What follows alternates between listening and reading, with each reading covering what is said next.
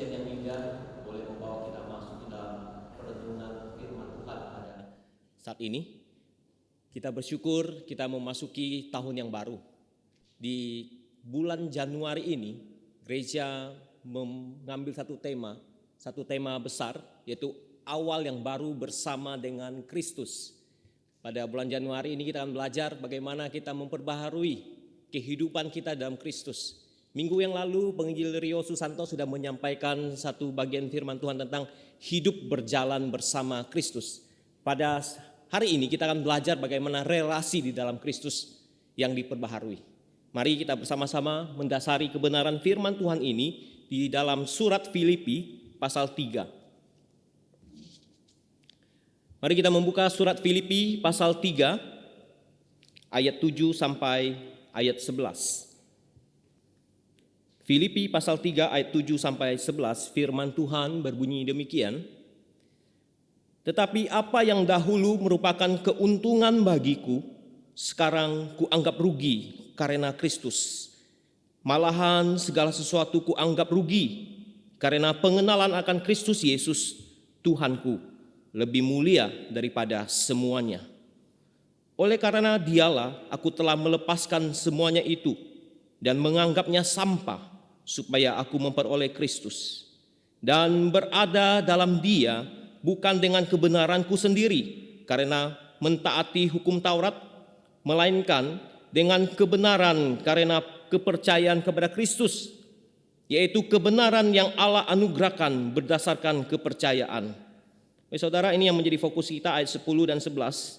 Yang ku kehendaki ialah mengenal Dia dan kuasa kebangkitannya dan persekutuan dalam penderitaannya, di mana aku menjadi serupa dengan Dia dalam kematiannya, supaya aku akhirnya beroleh kebangkitan dari antara orang mati. Mari kita berdoa. Terpuji nama-Mu ya Tuhan, kiranya nama-Mu diagungkan sampai selama-lamanya. Ketika kami boleh hadir di bait-Mu yang kudus, ketika kami boleh duduk diam di dalam bait-Mu yang kudus, kami rindu untuk merenungkan firman-Mu. Kami rindu Tuhan berbicara secara pribadi kepada setiap kami. Tuhan, tolonglah apa yang kami sudah baca dan kebenaran firman yang akan kami dengarkan pada saat ini. Tuhan memimpin setiap hati kami, pikiran kami, konsentrasi kami, dan kecintaan kami akan firman-Mu. Tuhan juga pakai hamba-Mu yang lemah ini. Tuhan pakai untuk boleh menyampaikan kebenaran-Mu, firman-Mu yang Tuhan ingin nyatakan kepada kami pada saat ini. Terima kasih Bapa, demi nama Yesus Kristus kami berdoa. Amin. Tema kita yaitu relasi yang tak tergantikan. Kata yang tak tergantikan itu menarik ya kalau kita perhatikan di dalam kehidupan kita. Karena di sekeliling kita ada banyak hal yang dapat menjadi pengganti dari sesuatu hal di dalam hidup kita. Namun demikian, kita pun sadar bahwa ada hal-hal tertentu dalam kehidupan kita yang tidak bisa digantikan, yang tak tergantikan. Ada hal-hal tertentu dalam kehidupan kita yang perlu kita alami sendiri. Ada hal-hal tertentu di dalam kehidupan kita yang perlu kita lakukan sendiri. Kita tidak bisa diwakili, tidak bisa digantikan atau tak tergantikan oleh orang lain.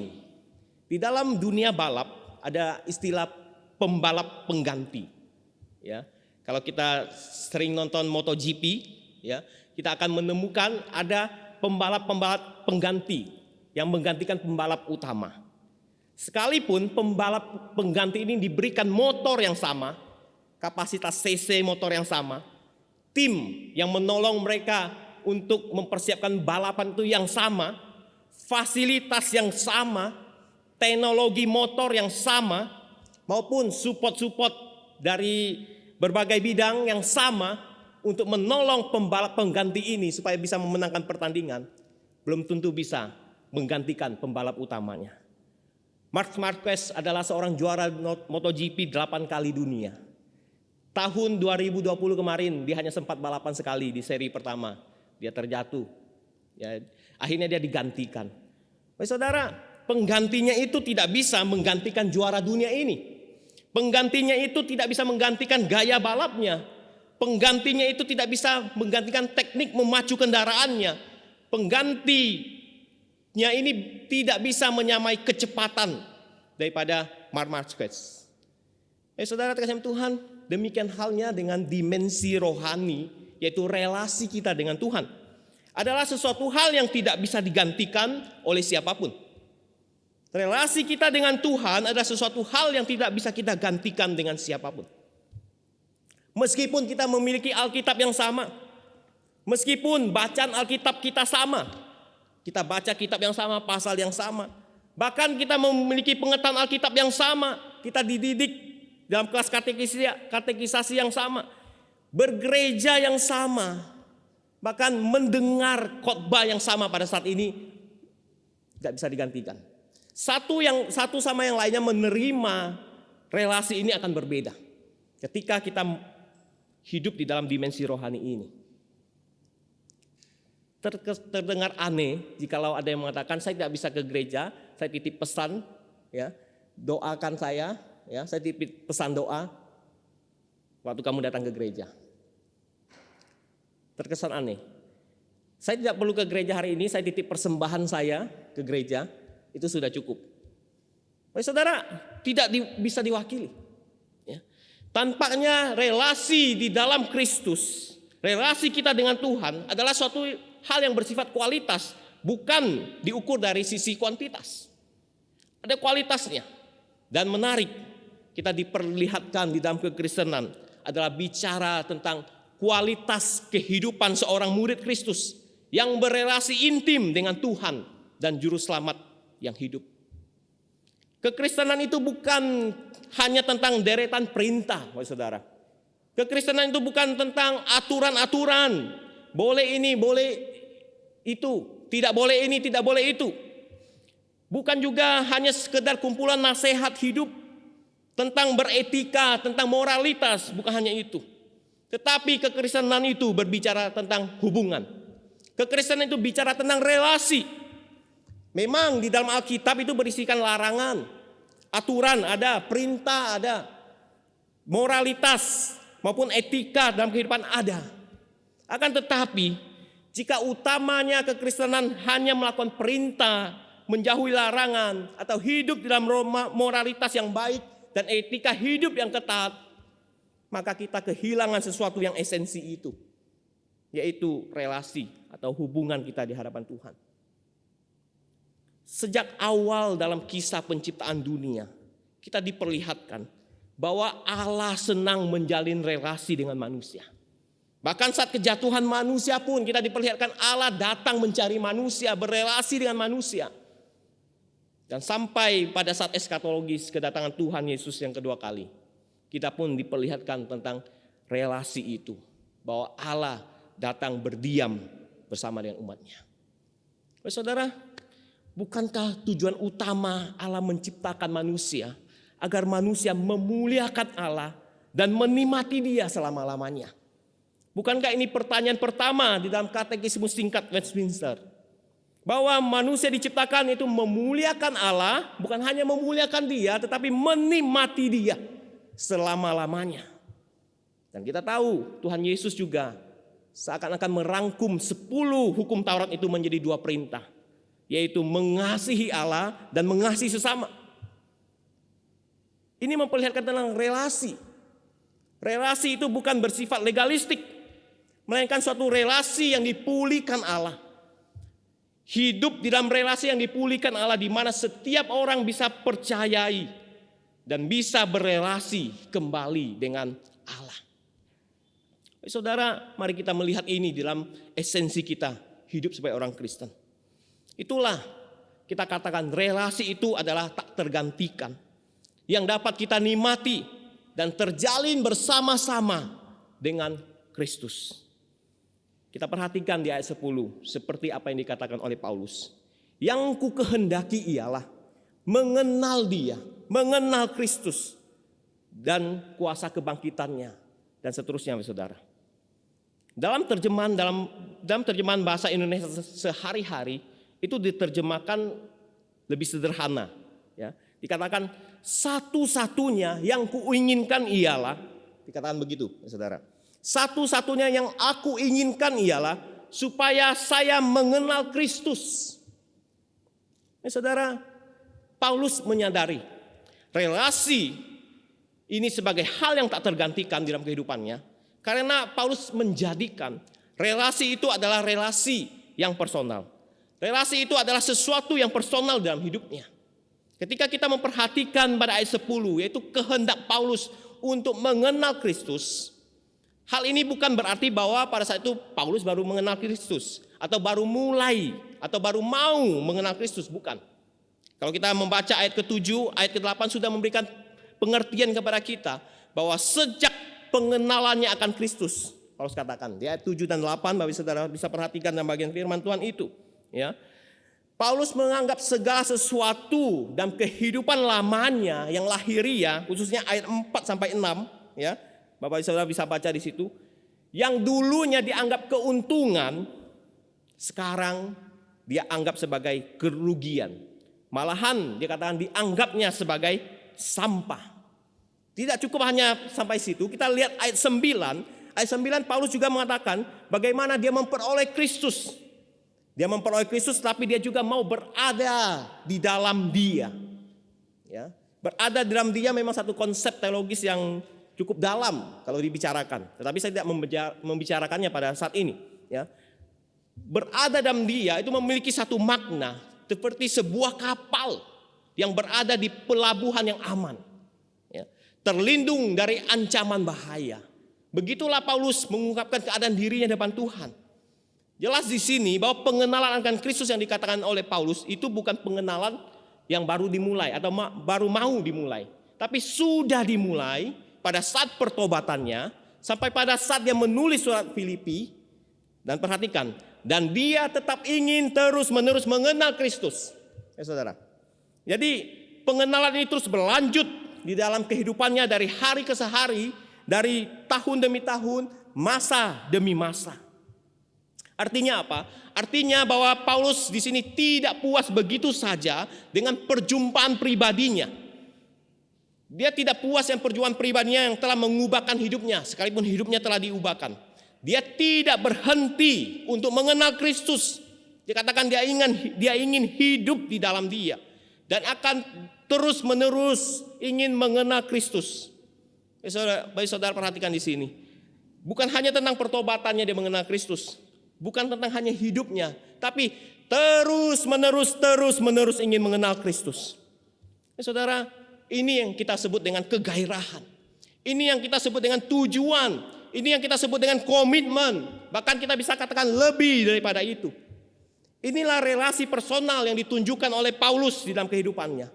Bahwa dia berkomitmen bahkan lebih untuk itu. Untuk mengenal dalam relasi kepada Kristus yang mengacu pada hubungannya seumur hidupnya. Paulus sudah mengenal Kristus, Bapak Saudara. Dia terus-menerus akan mengenal Kristus. Ia rasakan belum cukup untuk mengenalnya. Karena apa? Karena Kristus tak terbatas untuk dikenal. Ia makin ingin mengenal Kristus. Tadi Ibu Shirley sudah memberikan satu prolog dan pujian bahwa kita ingin semakin. Begitulah kita melihat ketika Paulus mengungkapkan yang ku kehendaki, satu-satunya yang ku inginkan yaitu mengenal Kristus. Saudara terkasih dalam Tuhan, di dalam hal ini ada seorang hamba Tuhan mengatakan, kita jangan salah paham dengan perkataan Paulus itu. Bukan berarti Paulus hanya mengenal Kristus, tidak melakukan hal yang lainnya. Tidaklah demikian. Paulus juga banyak kegiatan yang lain. Seperti dia melayani dengan giat. Dia ke sana ke sini, ya ke sana kemari melayani Tuhan. Dia juga punya waktu untuk bersekutu dengan saudara seiman yang dia layani. Dia juga bekerja. Dan kita juga percaya Paulus juga punya waktu bersantai, rileks. Jadi kata ingin mengenal itu bukan berarti bahwa isi Paulus itu tidak ada yang lain, hanya ingin mengenal Kristus, tidak. Ya, isi hidup Paulus juga penuh dengan kegiatan lain, tetapi dia hanya cuma ingin mengenal Kristus. Akan tetapi ada satu hal yang tidak boleh tidak baginya. Dia boleh melakukan apapun, Tapi ada satu hal yang tidak boleh tidak baginya, yaitu mengenal Kristus. Artinya apa? Jangan sampai dia menyingkirkan hal yang esensi ini dalam hidupnya untuk mengenal Kristus. Dia bisa melakukan hal apapun, tapi dia tidak menyingkirkan hal yang esensi ini, yaitu mengenal Kristus.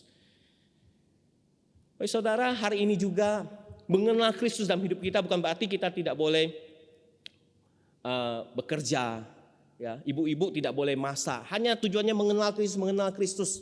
Bukan artinya begitu. Ya, bapak-bapak tidak boleh kesenangan dalam hobinya. Ya, tidak boleh lakukan hal-hal yang lain. Bukan begitu artinya. Mengenal Kristus bukan berarti menyingkirkan hal yang lain. Tetapi jangan sampai mengenal Kristus itu tidak ada dalam hidup kita. Mari kita tangkap ini, saudara. Kita boleh melakukan hal yang lain, kita boleh melakukan aktivitas yang lain. Tetapi mengenal Kristus jangan sampai tidak ada di dalam hidup kita. Pada tahun 1847, ada seorang doktor James Simpson dari Skotlandia. Dialah orang yang mempelopori ilmu pembiosan ya dengan saya lupa istilahnya ya. Intinya dokter ini dia yang mempelopori ilmu untuk membius yang dipakai sampai saat ini ya. Pada saat itu ini ada satu penemuan di bidang kedokteran yang cukup mencengangkan. Hingga ada mahasiswa bertanya ya kepada sang dokter ini. Mahasiswa bertanya kepada dokter, penemuan apakah yang dokter anggap paling berguna selama hidup dokter? Penemuan apakah yang dokter anggap paling berguna selama hidup dokter? Banyak orang penasaran, banyak orang berkata mungkin pasti dia akan menjawab penemuan tentang soal membius. Bahwa manusia saat itu bisa dibius, bisa dibedah. Tetapi sang dokter menjawab, penemuan saya yang paling berharga ialah menemukan saya orang berdosa dan Yesus Kristus adalah juru selamat saya. Saudara, kita perhatikan jawaban dari sang dokter ini. Dia pasti sibuk meneliti, menemukan ya pembiusan sebelum dibedah. Tetapi di tengah kesibukannya, kita lihat apa yang menjadi jawabannya. Bahwa dia boleh menemukan satu hal yang sangat berguna bagi kehidupan manusia, khususnya di bidang kedokteran. Tapi satu hal dia katakan yang paling berharga ketika dia menemukan dia orang berdosa dan menemukan Yesus Kristus adalah juru selamat. Saudara, kita boleh melakukan banyak hal dalam dunia ini. Saat ini kita boleh melakukan apapun. Tetapi jangan sampai tidak mengenal Kristus tidak ada di dalam hidup kita.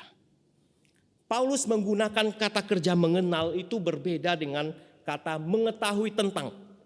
Antara mengenal dan mengetahui adalah dua kata yang berbeda, baik di dalam pengertiannya maupun artinya, saudara. Paulus tidak berkata yang menjadi keinginannya adalah mengetahui tentang Kristus. Akan tetapi dia berkata keinginannya yaitu mengenal Kristus. Pengenalan yang dimaksudkan Paulus ini jelas. Bukan pada area sekitar mengenal fakta-fakta tentang Yesus yang bersifat intelektual, yang bersifat pengetahuan. Meskipun itu penting, dibutuhkan ketika kita mengenal Allah.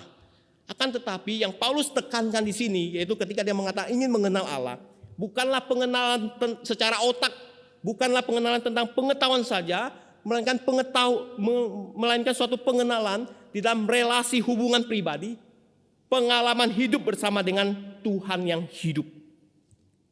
Saudara, jadi bukan tentang mengetahui oh Yesus lahir di sini, ya umurnya sekian, bukan hanya itu, tetapi bagaimana Paulus katakan dia ingin mengenal di dalam relasi yang semakin akrab, semakin intim dengan Tuhan. Ketika pertama kali saya ditunjuk untuk memimpin kelompok kecil bersama dengan majelis dan beberapa rekan pengurus, awalnya jujur saya akui saya hanya tahu tentang anggota saya, ya. Dia tinggal di mana, jabatannya apa dalam gereja, saya tahu. Ya, anaknya berapa, istrinya siapa, saya tahu. Ya, hanya tahu. Tetapi ketika kakak itu dimulai, kelompok kecil itu dimulai, saya semakin mengenal. Walaupun pengenalan belum sempurna. Ya, maksudnya semakin mengenal, semakin tahu. Oh ternyata anggota kakak saya si A ini begitu orangnya, si B begini. Pengetahuan Alkitabnya tentang Allah, tentang Yesus begini, tentang imannya begini begitu. Jadi saya tidak hanya lagi mengenal secara fakta tentang apa yang ada dalam hidupnya, tetapi saya mengenal bagaimana sesuatu yang bersifat relasi. Ya. Oleh karena itu, kita bisa melihat tanpa ada dalam suatu relasi, kita tidak mungkin mengenal seseorang. Kita hanya bisa tahu. Kita hanya tahu, tetapi belum tentu kita mengenal.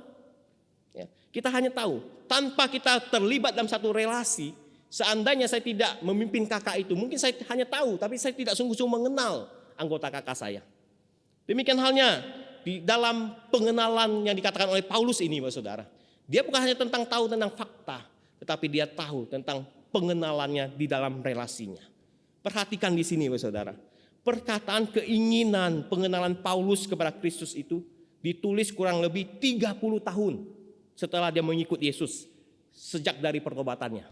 Ketika dia menulis surat Filipi, dia sudah 30 tahun bertobat mengikut Yesus. Tapi kita lihat, Paulus masih menuliskan, dia memiliki keinginan atau kita boleh katakan satu ambisi yang kudus. Ambisi yang kudus untuk mengenal Allah. Semakin jauh, semakin lebih dekat, jauh lebih baik, makin dalam, makin luas akan Kristus. Saudara, pertanyaannya bagaimana dengan relasi kita dengan Kristus saat ini? Apakah semakin hari membuat kita semakin rindu untuk mengenalnya? Atau selama ini kita hanya sebatas tahu, tapi belum tentu mengenal? Sadarkah kita sekarang sebenarnya kita sedang menempuh satu perjalanan iman. Satu perjalanan iman yang diikat oleh relasi untuk mengenal Kristus. Bukan hanya sekali saja ketika kita bertobat, bukan. Tetapi sampai pada Kristus memanggil kita pulang. Saudara, ini yang kita jalin. Kita tidak cukup hanya sekali, oh saya kenal Yesus, saya sudah terima dia sebagai Tuhan dan Juru Selamat. Stop sampai di situ, tidak. Tetapi pengenalan ini harus berlangsung terus dan terus menerus dalam hidup kita. Mengapa saya berkata demikian? Ada perbedaan yang serius, saudara, antara kita tahu dengan mengenal. Ada kemungkinan besar jikalau pada saat ini kita hanya mengetahui, bukan kita mengenal dia. Kita menjadi orang Kristen, belum tentu menjadi murid yang sungguh-sungguh mengenal Kristus. Kita hanya tahu tentang Kristus, belum tentu mengenal. Ini perbedaan yang serius, saudara. Serius sekali. Mari kita periksa diri kita. Apakah selama ini kita hanya tahu, ataukah kita sudah sungguh-sungguh mengenal akan Kristus? Seorang pemuda Rusia, dia ingin menjadi pastor. Dia belajar kitab suci, dia menguasai isi kitab suci. Dia masuk sekolah pastor. Tapi pada suatu saat tiba-tiba dia meninggalkan sekolah pastor. Dia masuk ke dalam dunia politik, saudara. Dia melakukan apa saja untuk mencapai karir politiknya. Dia berani singkirkan orang-orang yang tidak mendukung dia, yang tidak sepaham dengan dia. Dia dijuluki tukang bantai.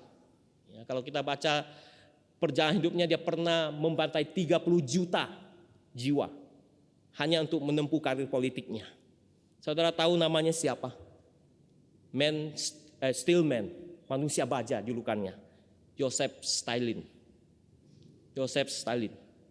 Dia adalah pernah menduduki kedudukan tertinggi di Rusia, sekretaris Partai Komunis. Dia pemimpin yang jahat, dia pemimpin diktator. Saudara, dia tahu banyak tentang Allah, dia tahu tentang kitab suci, dia hafal ayat demi ayat, dia tahu. Tetapi dia tidak pernah mengenal Kristus. Hari ini jikalau kita mendengar ada orang Kristen yang pindah agama, atau ada orang Kristen yang sudah meninggalkan imannya, kita perlu bertanya, selama ini mungkin dia hanya mengetahui Kristus, tapi belum tentu mengenal Kristus. Yang selanjutnya kita perhatikan apa yang dikatakan oleh Paulus. Paulus menyadari bahwa relasi yang tak tergantikan itu, karena Paulus berelasi dengan Tuhan yang hidup. Dia katakan dia ingin mengenal kuasa kebangkitannya. Ya, saudara, ini kita perhatikan di sini. Dia bukan hanya mengenal Kristus, ingin mengenal Kristus, tapi Paulus katakan aku juga ingin mengenal kuasa kebangkitannya. Tentu bagi Paulus, Kristus itu hidup. karena kuasa kebangkitannya dari antara orang mati. Dengan kata lain, Yesus itu bangkit dari kematian, maka dia hidup. Yesus bangkit, dia hidup. Yesus yang lahir 2000 tahun yang lampau adalah Yesus yang masih hidup sampai kekekalan, saudara. Ketika kita bicara tentang kebangkitan, yaitu tentang Yesus yang masih hidup, bukan Yesus yang mati. Jikalau kuburan Yesus itu ada, berarti tulang belulang itu ada dalam kubur. Maka Paulus tidak akan memakai kata mengenal dia. Karena kuburan Yesus tidak ada tulang belulang di dalamnya. Paulus hanya mungkin bisa mengaguminya. Paulus hanya bisa mengenang Yesus yang sudah mati. Dia tidak bangkit, dia tidak hidup. Tetapi Paulus katanya memakai kata mengenal karena dia tahu Yesus itu hidup. Saudara. Artinya apa? Artinya bahwa Paulus berelasi dengan Tuhan yang hidup. Dia percaya kepada Tuhan yang hidup, bukan percaya kepada Tuhan yang mati. Sekali lagi Bapak Saudara, relasi yang hidup ini dinyatakan dengan pengenalan akan kuasa kebangkitan Kristus. Bukan hanya sekedar tahu tentang fakta dan bukti-bukti tentang kebangkitannya. Bukan hanya tahu bahwa Yesus itu bangkit kemudian dia memperlihatkan kepada 500 orang. Ada kesaksian murid-murid Kristus bahwa Yesus itu telah bangkit. Kubur kosong atau kisah-kisah seputar kebangkitan Yesus, bukan itu. Ketertarikan pengenalan Paulus tidak hanya berhenti sampai pada hal tersebut. Akan tetapi Paulus bicara tentang keinginan untuk mengalami kuasa kebangkitan Kristus. Seperti halnya dia ingin mengenal Kristus seumur hidupnya. Saudara, sekali lagi ini berbicara tentang ia mengalami relasi hidup bersama dengan Kristus di dalam keseluruhan aspek hidupnya maupun di dalam kesehariannya. Bukan terjadi pada momen-momen tertentu saja dalam hidupnya. Paulus jelas sudah mengalami hidup yang diubahkan. Dulunya dia ada penganiaya Kristus, diubahkan menjadi pelayan Kristus. Di dalam perjalanan kehidupannya yang sudah diubahkan itu, dia melayani Kristus. Tapi keinginan Paulus ini masih tetap ada, bahwa dia tetap ingin menghidupi hidup di dalam kuasa yang sama, yaitu dalam kuasa kebangkitan itu. Sekali lagi, ini bukan bicara tentang keinginannya pada saat dia bertobat, tetapi keinginan tentang seumur hidupnya. Apa yang dimaksudkan dengan kuasa kebangkitan itu, Bapak Saudara? Seperti yang kita ketahui, Paulus adalah seorang yang telah mengalami tantangan di dalam pelayanan yang begitu banyak.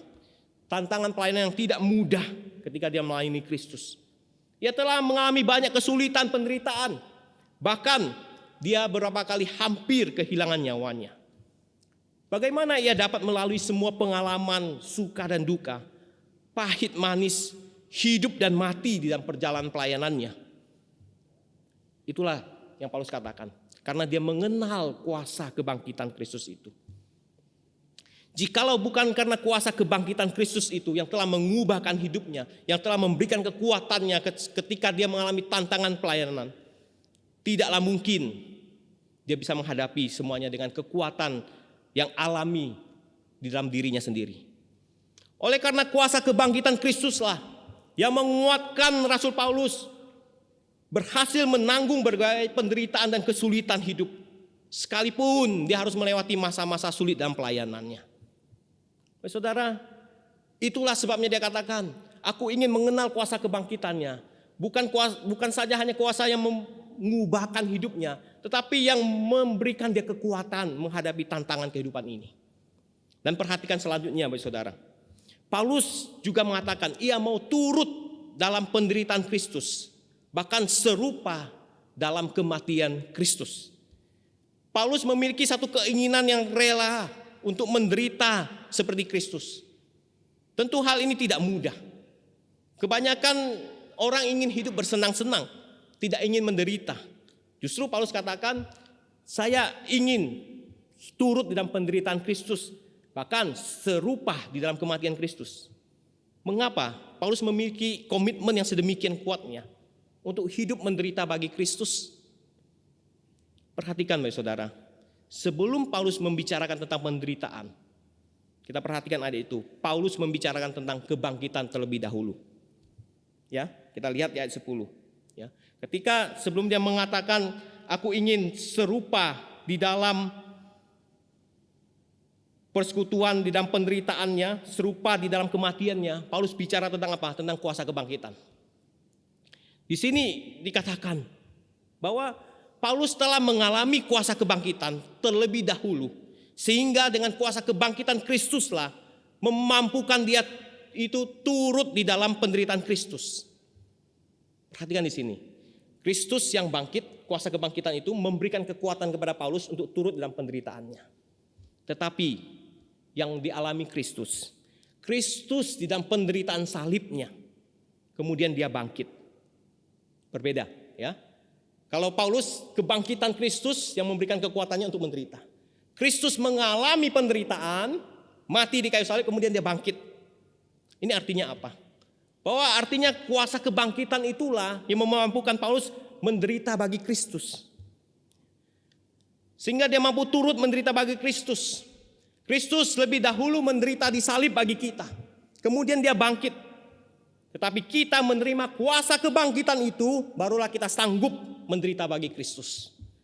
Saudara, inilah relasi yang hidup itu. Kita memiliki relasi yang hidup dengan Kristus yang hidup, Kristus yang bangkit. Ada kuasa kebangkitan Kristus yang memberikan kita kemenangan di dalam setiap pergumulan hidup kita.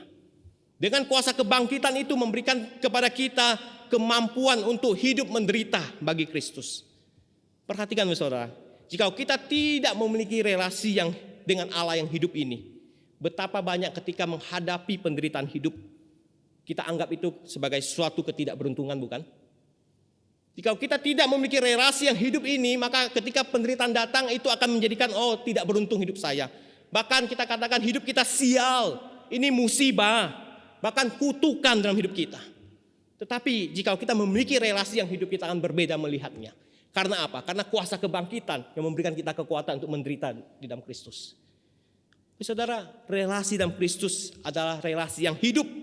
Karena Yesus Kristus Tuhan kita yang kita percaya adalah Tuhan yang hidup. Artinya apa di sini? Seharusnya bagi kita ada pembedaan yang jelas di dalam hidup ini. Ketika kita berelasi dengan Allah yang hidup, dengan berelasi dengan Allah yang mati. Kita berelasi dengan Tuhan yang hidup, dengan relasi Tuhan yang mati. Bisakah kita membuat perbedaan? Saudara, inilah yang meneguhkan kita. Ketika kita menghadapi banyak tantangan kesulitan dalam hidup ini. Kita memiliki relasi yang hidup dengan Tuhan. Selanjutnya kita perhatikan di dalam ayat selanjutnya. Paulus menyadari relasi yang tak tergantikan itu dalam kehidupannya adalah relasi yang berlangsung sampai kekekalan. Relasi yang berlangsung sampai kekekalan. Kita perhatikan ayat 7 sampai ayat 11 itu sebenarnya memperlihatkan 3 fase kehidupan daripada Paulus. Ketika Paulus bicara tentang sesuatu yang lewat, itu fase pertama, ayat 7 sampai 9, ya. Itu tentang sesuatu yang lewat dalam hidupnya.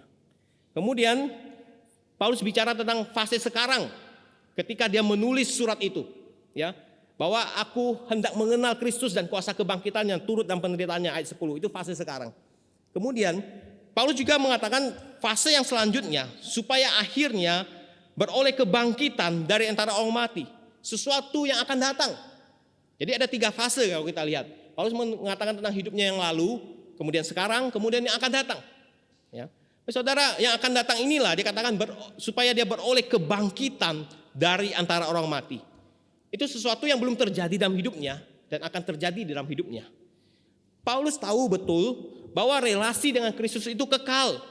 Bukan hanya ketika dia hidup di dunia ini saja. Bukan. Ya. Inilah pengharapannya di dalam Kristus. Bahwa kuasa kebangkitan Kristus itu sudah mulai dialami ketika pertemuannya dengan Kristus. Kuasa itu telah dialami ketika kuasa itu telah mengubahkan hidupnya dan akan mencapai kepenuhannya pada hari Tuhan, yaitu kebangkitan dari antara orang mati.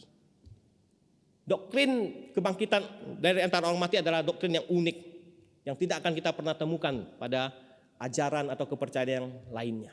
Hanya dalam kekristenan, bahwa manusia mati akan dibangkitkan. Saudara terkasih Tuhan, kita diperlihatkan di sini bahwa pengenalan Paulus akan Kristus itu berlangsung kekal. Sebagaimana relasinya itu adalah kekal adanya.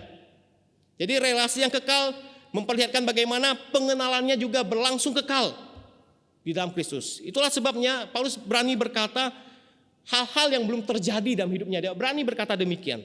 Karena apa? Karena dia menaruh pengenalannya akan Kristus di dalam pengharapan mengenai hal-hal yang akan datang dalam kehidupannya yang sekarang. Dari sekarang pada saat itu dia menulis kepada kepada jemaat di Filipi, surat itu dia menyatakan bagaimana hal-hal yang akan datang itu kebangkitan. Dan Paulus mengenal betul relasinya dalam Kristus. Relasi yang bukan sementara, yang bukan sebentar saja, yang bukan sekejap saja, atau hanya selama hidupnya di dunia. Namun relasi itu adalah relasi yang kekal. Baik, saudara perhatikan di ayat 11. Ayat 11 jelas dikatakan supaya akhirnya aku beroleh kebangkitan dari antara orang mati. Kemudian kita lihat apa yang dikatakan Paulus di ayat 20-21. Karena kewargaan kita adalah di dalam sorga, dan dari situ juga kita menantikan Tuhan Yesus Kristus sebagai juru selamat. Sekali lagi dia bicara tentang tubuh kebangkitan nih, yang akan mengubah tubuh kita yang hina ini sehingga serupa dengan tubuhnya yang mulia menurut kuasanya yang dapat menaklukkan segala sesuatu kepada dirinya. Saudara, kita lihat Paulus berbicara tentang sesuatu yang akan datang. Ada harapan beroleh kebangkitan, warga surgawi, tubuh yang diubah serupa dengan tubuh kebangkitan Kristus. Dengan kata lain, pemahaman relasi Paulus dengan Kristus dalam pengenalannya itu akan terjalin erat dan kekal, sekalipun di dalam penderitaan dan kematian. Bahkan pada peristiwa eskatologis, yaitu kebangkitan antara orang mati. Saudara, kita diperlihatkan, ya, bukankah seolah-olah Paulus mereview perjalanan hidupnya, bukan? Tentang pertobatannya, tentang pelayanannya, tentang akhir hidupnya, tentang kekekalan. Yang diperlihatkan apa? Relasinya tetap bersama dengan Kristus, seturut dengan pengenalannya akan Kristus. Roma pasal 6 ayat 8 Paulus pernah berkata demikian. Kalau kita telah mati bersama-sama dengan Kristus, yakinlah kita bahwa kita juga akan hidup bersama-sama dengan Dia. Saya ulangi lagi Bapak Saudara ya. Kalau kita telah mati bersama-sama dengan Kristus, yakinlah kita bahwa kita juga akan hidup bersama-sama dengan Dia. Saudara, inilah nilai relasi kita bersama dengan Kristus. Seperti halnya yang ditunjukkan Paulus, yaitu bersama-sama dengan Kristus. Nilai relasi itu apa? Bukan hanya saat ini, tetapi kita terus bersama-sama dengan Kristus. Jadi ketika kita bicara surga, bukan soal tempat esensinya, bukan. Ya, surga itu enak, indah, ya, semua yang kita mau ada di situ. Bukan hanya soal tempat atau materi lagi, bukan. Ya, memang itu disediakan Tuhan. Bukan lagi soal apa yang tidak ada di dunia, itu ada di surga. Bukan. Apa yang tidak sempurna di dunia ini akan sempurna di surga. Bukan hanya itu, bukan. Bukan. Ataupun bicara, tidak ada tangis air mata lagi, tidak ada derita lagi, bukan. Bukan hanya itu memang sudah ada. Bukan hanya tentang kepenuhan, kelimpahan, bukan hanya itu saja. Itu ada, itu dijanjikan firman Tuhan. Tapi esensinya yaitu tentang apa? Itu tentang relasi kita dengan Allah. Allah yang tinggal bersama-sama dengan umatnya yang telah ditebus di dalam Kristus. Jadi saudara, ketika kita mengharapkan surga, bukan hanya tempat yang enak ya di sana. Bukan. Bukan itu esensi utama. Esensi utamanya itu relasi. Relasi yang sempurna, relasi yang tak tergantikan ketika kita bertemu muka dengan Allah. Bahkan relasi yang melebihi relasi di Taman Eden ketika sebelum manusia jatuh dalam dosa. Ketika Adam dan Hawa bisa berbicara langsung, berrelasi langsung dengan Allah. Bahkan lebih daripada itu. Ini yang kita rindukan, Bapak Saudara. Ini yang kita nantikan. Pertanyaan saya singkat saja, rindukah kita? Rindukah kita? Jadi ketika kita mengatakan relasi ingin mengenal Tuhan itu bukan hanya sampai pada kehidupan saat ini. Tapi relasi itu berlangsung kekal. Rindukah kita?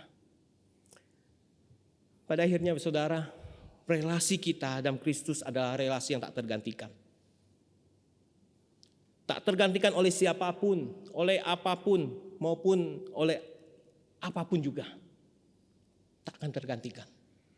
Relasi ini akan kita alami ketika kita punya keinginan, kegairahan, kerinduan untuk mengenal Tuhan yang terjadi terus-menerus seumur hidup kita. Jadi kita bukan hanya menjadi orang percaya yang hanya sekali kenal Tuhan kita pada waktu bertobat. Bukan. Tapi terus kita ingin kenal Tuhan. Karena apa? Karena kita memiliki relasi yang hidup. Relasi kita bersama dengan Kristus adalah relasi yang hidup. Yang dinyatakan dengan pengenalan akan kuasa kebangkitan Kristus dan turut di dalam penderitaan Kristus. Kuasa kebangkitan Kristus sanggup membangkitkan kita dari keputusasaan kita, kegagalan hidup kita. Kuasanya sanggup menolong dan mengatasi kesulitan dan pergumulan hidup kita. Saudara, kebanyakan kita selalu mengatakan ini tidak bisa diubah lagi. Ya, situasi kondisi ini tidak bisa berubah. Arah hidup ini tidak bisa ubah lagi. Karakter tidak bisa diubah lagi. Saudara, kalau kita percaya kita punya Allah yang hidup, kuasa kebangkitan itu akan mengubahkan. Sekalipun tahun 2021 kita berjalan tertati-tati, bahkan terseok-seok menghadapi tahun depan, tahun yang akan kita jalani ini. Percayalah ada kuasa kebangkitan. Karena kita memiliki Allah yang hidup. Kristus yang telah bangkit menyatakan kuasanya melampaui segala sesuatu. Kuasanya sanggup mengubahkan kehidupan kita. Kuasanya mampu memberikan kita kemenangan atas kebiasaan buruk yang mengikat kita. Saat ini banyak anak-anak muda terikat dengan kebiasaan buruk, mengatakan aduh tidak bisa lepas kecanduan ini itu. Gadget, pornografi dan sebagainya, saudara. Betapa banyak anak-anak muda berjuang untuk itu. Sadarilah kita punya Allah yang hidup, kuasa kebangkitan hidup itu akan melepaskan kita, menang atas dosa bahkan mengalahkan dosa-dosa kita. Saudara, mari kita menikmati relasi yang tak tergantikan dengan Kristus itu. Menikmati dalam ketakjuban, menikmati dalam kemuliaannya sampai kita bertemu muka dengan Kristus. Yesus yang bangkit itu. Saudara, tidak hanya Paulus saja yang mengatakan aku ingin mengenal Kristus dan kuasa kebangkitannya. Beberapa orang dalam Alkitab juga mengatakan demikian. Tentunya dengan bahasa yang berbeda. Asaf sang pemazmur dia berkata, siapa gerangan ada padaku di surga selain engkau? Selain engkau tidak ada yang kuingini di bumi. Sekalipun dagingku dan hatiku lenyap, gunung batuku dan bagianku, tetaplah Allah selama-lamanya. Yeremia pernah berkata, Tuhan adalah bagianku, kata jiwaku. Oleh sebab itu aku berharap kepadanya. Yesaya pernah berkata, dengan segenap jiwa saya merindukan engkau pada waktu malam. Juga dengan sepenuh hati aku mencari engkau pada waktu pagi. Daud yang seringkali kita kenal dalam nyanyiannya, seperti rusa merindukan sungai yang berair. Demikianlah jiwaku merindukan engkau ya Allah. Ya Allah, engkaulah Allahku, aku mencari engkau. Jiwaku haus kepadamu, tubuhku rindu kepadamu. Seperti tanah yang kering dan tandus tiada berair. Saudara, ini adalah ungkapan orang-orang yang mendambakan Allah. Seperti halnya Paulus yang kita bicarakan hari ini. John Calvin mengatakan, mencari kebahagiaan dan persekutuan dengan Allah adalah aktivitas utama jiwa kita. Saudara, Calvin mengatakan relasi. Kebahagiaan utama kita dan persekutuan adalah aktivitas utama kita, yaitu hati jiwa yang mencari Allah. Bagaimana dengan aktivitas kita? Mari kita awali relasi yang terus diperbaharui dengan Kristus di tahun baru ini. Pertanyaannya, apa yang kita siapkan untuk semakin mengenal dan mengasihi Tuhan di tahun 2021 ini? Apa yang kita siapkan, saudara? Untuk semakin mengenal Dia, untuk semakin mengasihi Dia. Sudahkah saudara siapkan langkah-langkah rohani, program-program rohani dalam hidup saudara secara pribadi untuk semakin mengenal Dia, mengasihi Dia? Mari kita berdoa. Tahun demi tahun berlalu dalam hidup kami. Terkadang Tuhan kami akui hidup kami tetap begitu saja menjadi orang Kristen. Hidup kami yang tetap begitu saja menjadi murid Kristus. Tanpa ada pembaruan, tanpa ada perubahan. Hidup kami begitu datar, hidup kami hanya begitu saja. Bahkan iman kami berjalan di tempat. Pada saat ini Tuhan, kami datang pada Engkau. Sadarilah kami akan hal ini seperti hamba-Mu Paulus. Kerinduan relasi yang semakin itu ada. Demikian juga kami rindu untuk semakin mengenal Engkau, semakin mengasihi Engkau. Tolong kami yang lemah ini Tuhan. Terkadang kerinduan itu hanya sebatas komitmen, kami belum bisa jalankan. Biarlah kebenaran firman Tuhan pada siang hari ini mendorong kami, meneguhkan kami untuk terus mengenal dan mengasihi Tuhan. Demi nama Yesus Kristus kami berdoa. Amin.